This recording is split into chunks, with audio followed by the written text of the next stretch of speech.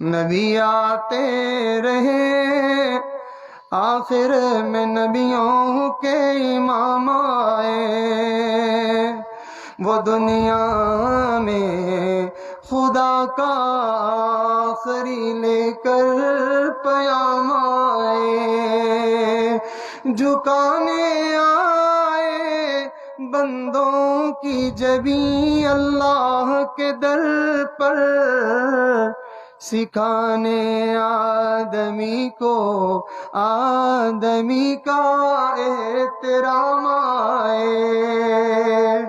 نبی علیہ السلام نے امت کو عجیب سبق دیا ہے، عجیب جینے کا ایک شعور بخشا ہے، عجیب زندگی کا ایک نمونہ نبی علیہ السلام نے اپنی امت کے سامنے پیش کیا ہے۔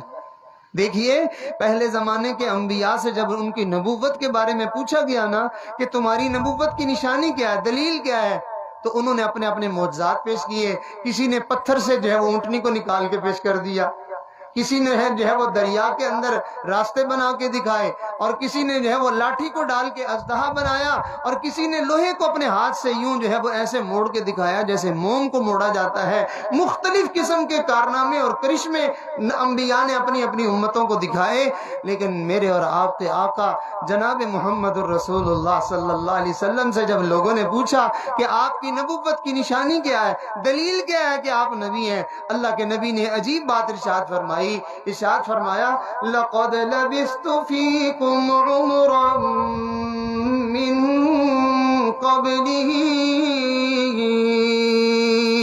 أَفَلَا تَعْقِلُونَ۔ میری زندگی، میری نبوت کے بارے میں پوچھتے ہو، میری 40 سالہ زندگی نہیں دیکھتے؟ کسی انسان کو ایک ذرہ برابر بھی کبھی کوئی تکلیف نہیں پہنچی ہے، ہر ایک کو مجھ سے راحت پہنچی ہے، ہر ایک کو مجھ سے نفع پہنچا ہے، ہر ایک کو مجھ سے فائدہ پہنچا ہے، ہر ایک کو مجھ سے جو ہے وہ برکتیں پہنچی ہیں۔ ابھی بھی تمہیں عقل نہیں آ رہی؟ ایسی زندگی کسی نبی کے علاوہ کسی کی ہو سکتی ہے بھلا؟ یہاں ایک نکتے کی بات عرض کرتا چلوں کہ عام طور پر لوگوں کو یہ دل میں بات ہوتی ہے کہ اولیاء اکرام کی جو ہے وہ کرامتیں بیان کی جائیں۔ توجہ میری طرف رکھیے، فائدہ ہوگا انشاءاللہ۔ عام طور پر لوگوں کو یہ ہوتا ہے کہ جی اولیاء اکرام کی، بزرگوں کی کرامتیں بیان کی جائیں، وہ اس کو سننا بھی چاہتے ہیں اور وہ خوش بھی ہوتے ہیں، پسند بھی کرتے ہیں۔ لیکن یاد رکھیں، اولیاء اکرام اپنی کرامتوں کو لوگوں کے سامنے ظاہر کرنا پسند نہیں کرتے ہیں، پسند نہیں کرتے ہیں۔ حضرت امام ربانی مجدد الفسانی رحمت اللہ علیہ ایک مرتبہ فرمانے لگے کہ اللہ تعالیٰ اگر مجھے اختیار دے دے کہ احمد سرہندی اگر تو چاہے تو ہم تجھے کرامت دیتے ہیں کہ سرہند کا یہ جو قبرستان ہے تو اس میں جائے اور جا کے ایک دفعہ یہ کہے کہ قم باذن اللہ، اور تیری کرامت کی وجہ سے سارے مردے کھڑے ہو جائیں، اور دوسری طرف اللہ تعالیٰ مجھے یہ کہے تو چاہے تو ہم تجھے یہ کرامت دے دیں، اور اگر تو یہ چاہے تو ہم تجھے نبی کی سنت پر جو ہے وہ عمل کی توفیق دے دیں کہ تجھے تھوک پھینکنا نبی کی سنت کے مطابق نصیب ہو جائے۔ شیخ احمد سرہندی رحمت اللہ علیہ فرمایا کرتے تھے، میں اس تھوک پھینکنے والی سنت کو زیادہ پسند کروں گا، اس لیے کہ کرامتوں سے دنیا خوش ہوتی ہے، سنت سے اللہ خوش ہوتا ہے۔ تو لوگوں کو اس چیز کی بڑا خیال ہوتا ہے، بڑا شوق ہوتا ہے کہ فلاں بزرگ اور فلاں کرامت اور ایسا کرشمہ اور ایسا کام کر دکھایا، جبکہ بزرگوں کے ہاں سب سے بڑی کرامت یہ ہوتی ہے کہ ایک عام بندہ ہے، ایک عام سا بندہ ہے، گناہگار سا بندہ ہے، ایک ادنا سا نبی کا غلام ہے، اس کو نبی جیسی زندگی کے اعمال نصیب ہو جائیں، تو اس سے بڑی عظمت کی بات اور بھلا کیا ہو سکتی ہے؟ یہی وجہ تھی کہ حضرت جنید بغدادی رحمت اللہ علیہ یا غالباً حضرت بایزید بستامی رحمت اللہ علیہ، ان دونوں بزرگوں میں سے کسی کا واقعہ ہے کہ ان سے کسی نے آ کے کہا تھا کہ حضرت جی اتنا عرصہ ہو گیا ہے، میں نے آج تک آپ کی کوئی کرامت نہیں دیکھی ہے۔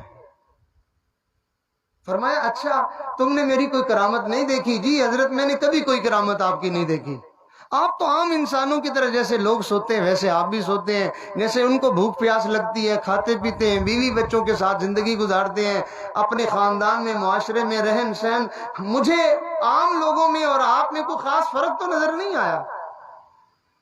ہم دیکھتے رہتے ہیں. بزرگ وہ ہوگا جو رات کو ساری رات جاگتا ہی رہے.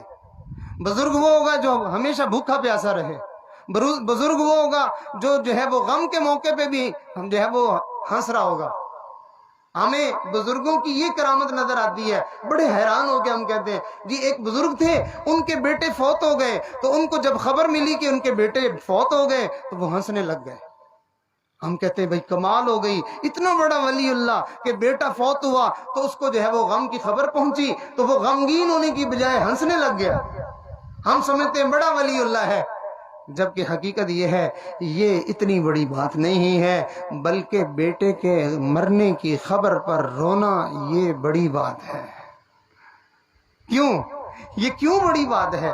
اس لیے کہ رسول اللہ صلی اللہ علیہ وسلم کے صاحبزادے حضرت ابراہیم رضی اللہ تعالیٰ عنہ کا جب انتقال ہوا تھا, جب ان کی وفات ہوئی تھی تو رسول اللہ صلی اللہ علیہ وسلم ہنسے نہیں تھے بلکہ روئے تھے. تو نبی کی اتباع انسان کے لیے زیادہ درجے اور فضیلت کی بات ہوتی ہے. تو حضرت بایزید بستامی رحمت اللہ علیہ فرمانے لگے میری کرامت کوئی نہیں دیکھی؟ جی حضرت کوئی نہیں دیکھی. ارشاد فرمایا اچھا تم مجھے ایک اور بات بتاؤ, تم نے مجھے کھانا کھاتے ہوئے دیکھا ہوگا, پانی پیتے ہوئے دیکھا ہوگا, مجھے لیٹتے ہوئے سوتے ہوئے دیکھا ہوگا, مجھے چلتے پھرتے اٹھتے بیٹھتے دیکھا ہوگا. جی حضرت میں اتنے عرصے میں آپ کو دیکھ ہی رہا ہوں. فرمایا تمہیں پتہ ہے میں نے ان کاموں میں سے کوئی ایک کام نبی کے طریقے سے ہٹ کے کیا ہے؟ نبی کی سنت کے خلاف میں نے کوئی کام کیا ہے؟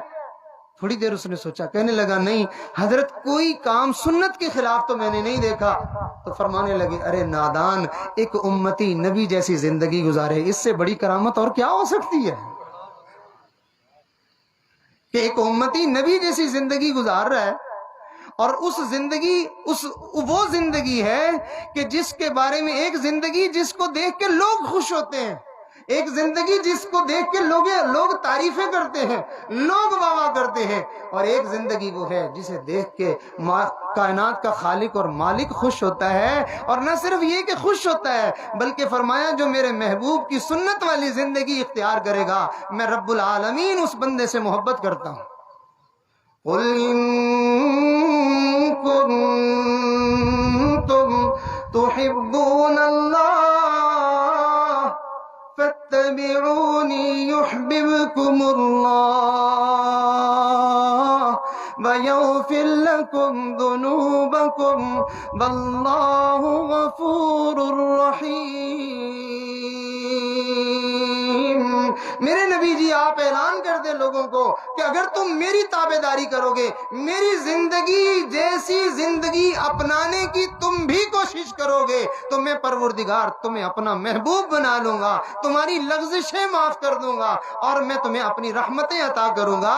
آج امت کا حال دیکھو, اپنی گاڑیوں پہ, اپنی دکانوں پہ اور عمارتوں پہ اور جگہ جگہ یہ لکھ کے لگا دیتے ہیں ہمارے نبی بڑی شان والے, لیکن نبی کی زندگی کو اپنانے کے لیے امتی تیار نہیں ہے, بلکہ نبی کی ان اداؤں کو اپنانا تو دور کی بات ہے, نبی کی ان اداؤں کو کمتر سمجھتا ہے. آپ دیکھیں نا کبھی کسی نوجوان کو تو وہ سنت کو اپناتے ہوئے کہتا ہے یار مجھے شرم آتی ہے.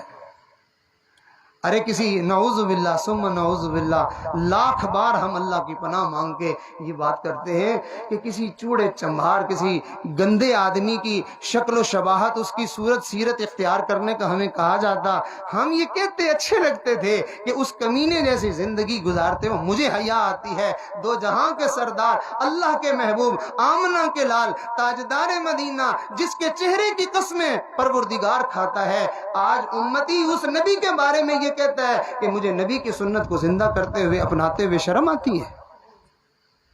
آپ ذرا غور تو کریں یہ جملہ کتنا زہر آلود ہے, یہ کتنا گھٹیا جملہ ہے. کیا ایسا جملہ کہنے کے بعد ایمانداری سے مفتی کا فتویٰ ایک طرف رکھیں, قرآن کی آیات ایک طرف رکھیں, دین کی ساری باتیں ایک طرف رکھیں, آپ اپنے دل سے جھانک کے ذرا دل سے پوچھئے کہ کیا ایسی بات کہنے والا بندہ اس کا ایمان باقی رہتا ہے؟ نبی علیہ الصلوۃ والسلام کی اداؤں کو اپنانا, آپ کے طریقے کو اپنانا, یہ امت کے لیے عظمت کی بات ہے. یہ امت کے لیے شرافت کی بات ہے، یہ امت کے لیے بزرگی کی بات ہے، یہ امت کے لیے اعلیٰ کردار اور اعلیٰ اخلاق کی بات ہے۔ چنانچہ نبی علیہ السلام نے کیسی زندگی گزاری، آئیے چند ایک جھلکیاں دیکھتے ہیں۔ سیدنا صدیق اکبر رضی اللہ تعالیٰ عنہ اپنے والد صاحب کو نبی علیہ السلام کی خدمت میں لے آئے کہ وہ اسلام قبول کرنا چاہتے تھے۔ غور فرمائیے ذرا کہ وہ اسلام قبول کرنا چاہتے تھے۔ کیا نبی علیہ السلام سے بڑا بھی کوئی ہے؟ نبی علیہ السلام نے جب دیکھا کہ ابو بکر رضی اللہ تعالیٰ عنہ اپنے والد کو نبی علیہ السلام کی خدمت میں اسلام قبول کرنے کے لیے لائے ہیں، تو اللہ کے حبیب صلی اللہ علیہ وسلم نے کمال ادب دکھایا، عجیب بات ارشاد فرمایا ابو بکر رضی اللہ عنہ سے، ابو بکر تم نے اپنے بوڑھے والد کو کیوں تکلیف دی؟ مجھے بتاتے میں وہاں چلا جاتا۔ اور آج جوان بچہ اپنی ماں کو کہتا ہے مجھے پانی لا دو، مجھے نمک لا دو، مجھے فلاں چیز لا دو، میری بات سنو۔ باپ جھکا کھڑا ہوتا ہے اور بیٹا جو ہے وہ آرام سے بیٹھا ہوا ہوتا ہے۔ کیا ہم نبی کے طریقے کو اختیار کر رہے ہیں؟ ہمارے نبی اتنے جو ہے وہ دوسروں کا خیال کرنے والے کہ اپنے والد نہیں ہیں، ابو بکر رضی اللہ عنہ کے والد ہیں، اور مسلمان نہیں ہیں، کافر ہیں۔ تو نبی علیہ السلام ان سے فرما رہے ہیں ابو بکر تو نے اپنے والد کو کیوں تکلیف دی ہے؟ مجھے بتاتا میں چلا جاتا وہاں۔ ایک اور بات سن لیجیے، ایک صحابی تھے تو وہ راستے میں کہیں تشریف فرما دے، جنازہ گزرا تو وہ اٹھ کے کھڑے ہونے لگے۔ آس پاس جو ان کے احباب تھے انہوں نے کہا کہ حضرت یہ جنازہ کسی کافر کا ہے، یہ جنازہ کسی کافر کا ہے۔ تو وہ صحابی فرمانے لگے ایک مرتبہ ہم نبی علیہ السلام کے ساتھ بیٹھے ہوئے تھے تو ایک یہودی کا جنازہ گزرا تھا، تو نبی علیہ السلام اٹھ کے کھڑے ہوئے استقبال کے لیے، تو کسی نے بتایا کہ اللہ کے نبی یہ یہودی ہے جو اللہ اور اس کے رسول کا دشمن ہے، کافر ہے، یہ اس کا جنازہ ہے۔ تو رسول پاک صلی اللہ علیہ وسلم نے ارشاد فرمایا بھلے یہودی ہے لیکن انسانوں میں سے تو ہے، میں انسانیت کی تعظیم کر رہا ہوں۔ یہ ایک یہودی کا جنازہ ہے، رسول اللہ صلی اللہ علیہ وسلم کھڑے ہو رہے ہیں، اس کے آنے پر تھوڑی دیر کے لیے اپنے گریبان میں منہ ڈال کے ذرا جھانکیں کہ کیا ہم اپنے باپ کے آنے پر کھڑے ہوتے ہیں؟ کہ میرے والد صاحب میرے گھر آئے ہیں تو میں اٹھ کے کھڑا ہو جاؤں؟ نہیں، ہم نے دین کہاں سے سیکھا ہے؟ ہم نبی کے عشق کی باتیں کرتے ہیں۔ نبی علیہ الصلوۃ والسلام اپنی امت کو تعلیم دے رہے، ارشاد فرمایا میری امت کے لوگوں، میرا دل چاہتا ہے کہ نماز کے لیے صفیں بن جاتی اور اقامت بھی ہو چکی ہوتی اور میں بھی کھڑا مصلی پہ ہوتا، اور اس وقت میری ماں مجھے بلاتی یا محمد، تو میں امامت کو چھوڑتا اور میں کہتا لبیک جی میری اماں میں حاضر ہوں، میں فوراً اپنی والدہ کی بات سننے کے لیے چلا جاتا۔ اور آج ماں اپنی بات اپنے بیٹے کے سامنے کہتے ہوئے آنسو بہا رہی ہوتی ہے، بیٹا میں تیری منت کرتی ہوں میری یہ بات تو مان لے۔ آگے سے بچہ کہتا ہے تو دفع نہیں ہوتی، میری جان نہیں چھوڑتی ہے۔ اور یہ امتی کہلاتا ہے آقا کا، اور اپنے آپ کو نبی کا عاشق اور غلام کہتا ہے۔ نبی علیہ الصلوۃ والسلام کی مبارک زندگی کو ہمیں اپنانا ہے۔ ہمارے نبی بڑی شان والے، تو یہ امت جب نبی کے طریقوں کو اپنائے گی یہ امت بھی بڑی شان والی ہے۔ کنتم خیر امت اخرجت للناس تأمرون بالمعروف وتنهون عن المنکر وتؤمنون باللہ، تم ایک بہترین امت ہو جو لوگوں کی نفع رسانی کے لیے نکالی گئی ہو۔ تمہارا کام کیا ہے؟ جو تعلیم تمہیں نبی نے دی ہے وہ تعلیم لوگوں کو تم بتاؤ اور اس پر عمل کرو، اور جن طریقوں سے جن چیزوں سے اللہ کے نبی نے اللہ نے منع کیا ہے ان سے تم خود بھی منع ہو جاؤ، لوگوں کو بھی منع کر دو۔ اور آج ہم دیکھیں من حیث الامت پوری امت بغاوت پہ اتری ہوئی ہے، اور جی دل چاہ رہا ہے ڈرامہ دیکھیں، منع کیا کرنا ہے؟ شادی زندگی میں ایک دفعہ ہی ہوتی ہے، قسمت سے ایسا موقع آیا ہے، میں نے تو جو ہے وہ ضرور ڈھول باجے والے منگوانے ہیں، میں نے تو یوں کرنا ہے اور وہ کرنا ہے۔ گویا کہ ہم خود دائی بنے ہوئے ہوتے ہیں بے حیائی کے، اور ہم کہتے ہیں ہم بہترین امت ہیں اور نبی کے ہم نام لیوا اور نبی کے غلام ہیں۔ جب بندہ اپنے نبی کی مخالفت کرتا ہے وہ انسانیت کے دائرے سے نکل جاتا ہے، وہ ساری عظمتیں، وہ ساری شرافتیں، وہ ساری بزرگیاں ختم ہو جاتی ہیں اسی لمحے۔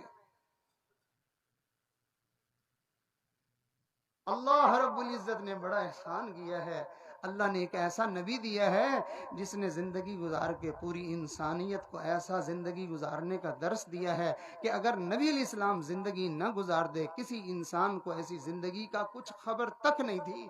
آج لوگ بڑے آرام سے یہ کہہ دیتے ہیں اور جی یورپی ممالک میں وہ جو انگریز لوگ ہیں وہ ایسے ہیں وہ ویسے ہیں، آپ کو خبر ہے انہوں نے یہ ساری تعلیمات لی کہاں سے؟ مسلمانوں سے لی ہے۔